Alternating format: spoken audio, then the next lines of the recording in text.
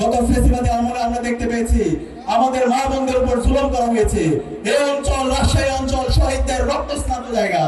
আমাদের মা বোনরা কোরআন তালিম করার কারণে, কল্যাণের পথে মানুষদেরকে আহ্বান কারণে আমাদের মা বোনদেরকে জঙ্গি হিসাবে ট্যাগ দেওয়া হয়েছে। আমরা বলতে চাই, স্বাধীন বাংলাদেশে কেউ যদি আমার সে একই দেয়, আমার মা বোনদেরকে কোরআন তালিমের প্রোগ্রামে কেউ যদি বাধা করে, তাহলে আমরা ছাড় দিব না। সেই যে কোরআনের গায়ে যে হাত দিবে, যে আমার মা বোনদের কোরআন তালিমে বাধা দিবে, কল্যাণের পথে ইসলামের পক্ষে যে বাধা দিবে, আমরা যুবকরা বেঁচে থাকতে আমরা তা হতে দিব না।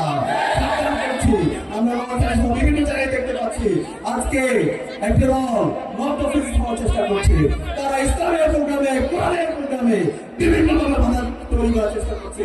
সাবধান করে দিচ্ছে, আগুন নিয়ে খেলবেন না, বাংলাদেশের আমরা মানুষ।